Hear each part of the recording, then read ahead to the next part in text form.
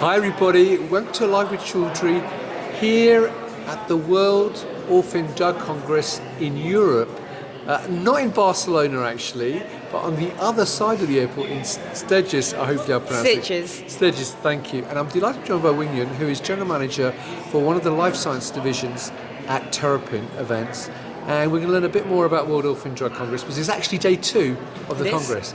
But before we do that, Julian, for people not familiar with your portfolio at Terrapin, what events are you responsible for? Well, clearly the World Orphan Drug Congress, also all of the World Vaccine Congress series. So that's the one in Barcelona, Europe, West Coast, San Diego, as well as Washington, DC, and also Future Labs Live in Europe as well. That's based in Basel. Brilliant. Now, with regards to World Orphan Drug Congress, obviously you've got a European event, but you've also got an event in the States as well, correct? We do. Right, so for those people not familiar with the brand, first of all, could you give me a quick overview of World Orphan Drug Congress and what its objectives are and what sort of topics it actually covers? Yeah, I mean, we cover just everything very expansive, anything to do with rare diseases.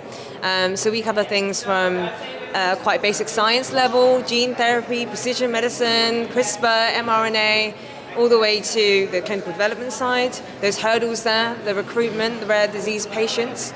There's clinical endpoints and the regulatory side, and then all the way to the market access, right? So the patients need access to those medicines, and all the way into that commercialization as well. So really, if you're involved in rare diseases, there is something for you at the World Orphan Drug Congress.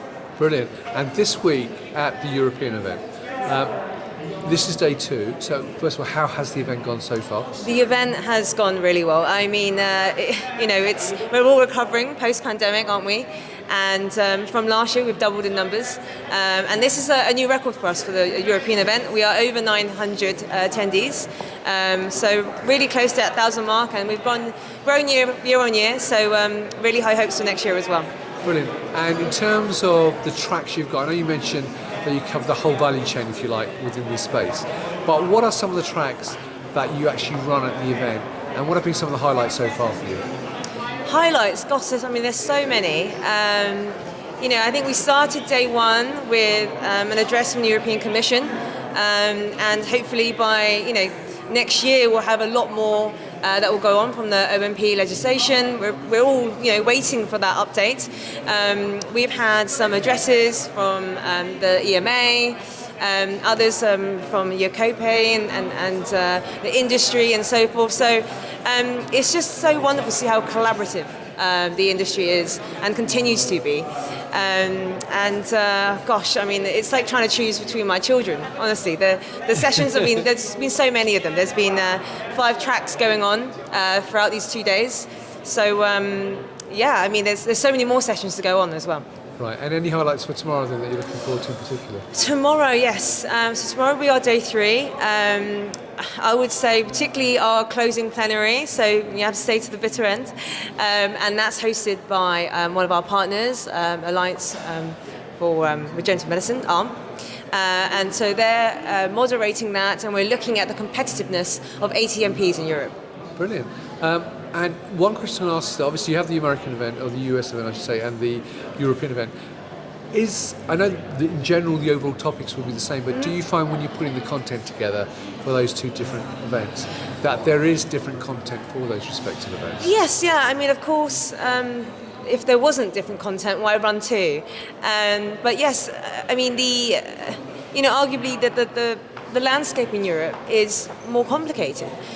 At the end of the day, there are so many different member states in Europe, and we all have our own HTA payer system, compared to the US. So to navigate through that landscape is harder, and a lot more things are happening. And obviously the OMP legislation is set by the European Commission, and that obviously is pivotal for the European audience as well. So yeah, there are clearly differences between them, but we work really synergistically, and there's much you can learn from the US as you can from Europe and vice versa. And you mentioned OAP a few times. Now forgive my ignorance as a layperson, what is OAP? The orphan medicine legislation that the European Commission is revising. Brilliant, thank you. Sorry for that, but I couldn't let it go because I was thinking, you keep saying that, I don't know, so I really need to ask you. So obviously this is day 2. It finishes tomorrow. Have you got the dates for next year's event, and is it at the same venue? I do. So next year, November 6th to 9th, in Barcelona, but not in situ. We're in Barcelona Central. So we'll be in the Fira Centre, and which is near like the Magic Fountain, and it's a wonderful location. Yeah, I was only there this morning. And with regards to the US event, when is that next year? Oh, that I'm not sure, because that's my counterpart that manages that. So well, not to worry, I threw that on you, so we'll add that on the video anyway, above the video with the dates. So don't worry, sorry for throwing that on you. All right, well, that's brilliant. And you do mention that you're responsible for the vaccine events as well then. So do you have the dates when they're running, or I'll put the dates above the video if you don't, it's fine. Yeah, no, so the European Barcelona one we've just ran, that was last month in October. Next year's dates is the week of 16th to 19th, so that's in Barcelona again. That's also Central Barcelona Fira, same venue actually. And we've still got our San Diego event later on this year. That's the 28th of November to 2nd December. And next year's East Coast DC, so that's the mothership of the World Vaccine Congress, is April 3rd to 6th. That's very well remembered, actually. Well, I work on them, I breathe them in and out, so well, I hope that, but I didn't want to chuck you in and put you on the spot. Well, thank you for that. Look, so there you go, viewers.